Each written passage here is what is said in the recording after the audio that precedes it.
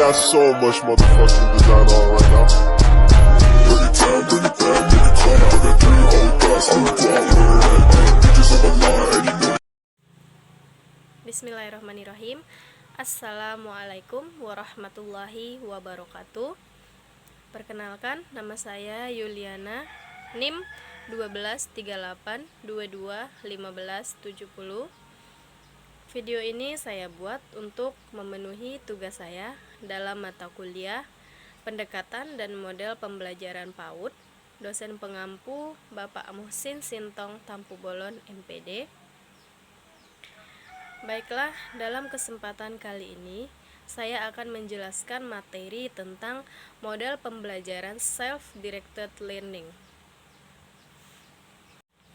Model pembelajaran self-directed learning merupakan model pembelajaran mandiri yang memberikan kebebasan bagi siswa untuk mengidentifikasi kebutuhan belajar mereka, menetapkan tujuan pembelajaran, menemukan sumber belajar, memilih dan menggunakan strategi, dan mengevaluasi hasil belajar mereka.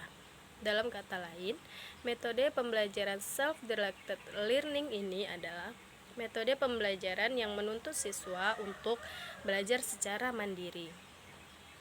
Self-directed learning ini merupakan pembelajaran yang mempelajari tentang kesiapan untuk melakukan pembelajaran secara mandiri dengan beberapa indikator yang memiliki sifat inisiatif belajar atau tanpa bantuan orang lain. Bantuan yang dimaksud adalah merumuskan tujuan pembelajaran, mengidentifikasi sumber belajar, menentukan strategi belajar, dan mengevaluasi hasil belajar. Dasar dari pembelajaran mandiri ini ada 2 hal. Yang pertama, sebagai proses belajar yang menjadikan seseorang mampu dalam melaksanakan, merencanakan, dan memilih kebebasan secara penuh untuk mengontrol batasan materi yang dipelajari, serta evaluasi. Yang kedua, self-directed learning dapat meningkatkan pengetahuan, keahlian, prestasi, dan pengembangan individu secara mandiri. Pembelajaran mandiri ini juga sebagai pembentukan karakteristik seseorang untuk bertanggung jawab dan aktif dalam pembelajaran. Model pembelajaran self-directed learning ini memiliki keuntungan memungkinkan siswa untuk menyesuaikan gaya dan kecepatan belajar mereka berdasarkan bidang dan minat dan keterampilan mereka saat menggunakan kecerdasan mereka. Dalam model pembelajaran self-directed learning ini, anak-anak juga diberikan kebebasan untuk memilih alat dan bahan pembelajaran yang sangat sesuai dengan kebutuhan mereka. Self-directed learning ini memiliki kelemahan, misalnya siswa yang belum mampu mengidentifikasi gaya belajarnya dan cenderung malas, tidak akan maju dalam proses pembelajaran, terutama dalam mencari bahan ajar untuk mempelajari mata pelajaran yang akan diberikan oleh guru. Di sisi lain, self-directed learning ini juga memiliki kelebihan. Yang pertama, siswa belajar untuk mandiri, siswa belajar untuk belajar sendiri sesuai dengan gaya belajar mereka sendiri, sesuai dengan kecepatan belajar mereka, dan sesuai dengan arah minat dan bakat mereka dalam menggunakan kecerdasan majemuk yang mereka miliki. Yang kedua, menekankan sumber belajar siswa secara lebih halus dan luas, baik dari guru maupun sumber belajar lainnya.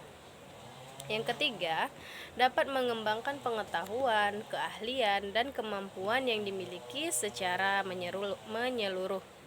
Yang keempat, memungkinkan siswa untuk membuat pilihan positif dan memecahkan masalah yang mereka hadapi. Contoh dari metode pembelajaran self-directed learning ini adalah misalnya kita membawa anak-anak ke taman bunga atau taman sayuran. Nah, taman bunga deh contohnya. Misalnya di taman bunga, kita biarkan anak untuk berkembang, bereksplorasi. Mereka akan menyentuh bunga matahari misalnya, mereka menyentuh bunga mawar. Kita akan berikan mereka kebebasan untuk mereka memilih bahan pelajaran yang mereka inginkan.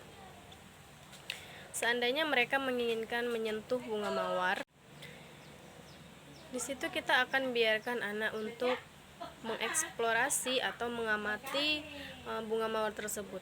Oh, ternyata bunga mawar ini warnanya tidak cuma warna merah, ada yang warna putih, ada yang warna kuning, ada yang warna ungu, ada yang warna pink. Di situ kita sudah melihat anak-anak untuk bisa melihat perbedaan dari warna bunga.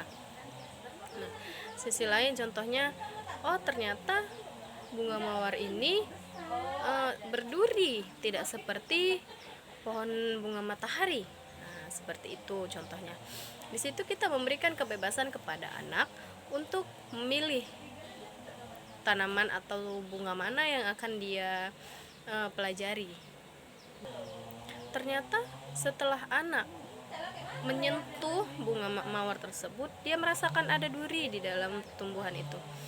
Lalu dia menyentuh lagi bunga mawar ini. Oh, ternyata daunnya berduri, tidak hanya batangnya. Ternyata daun bunganya, daun mawar ini juga berduri.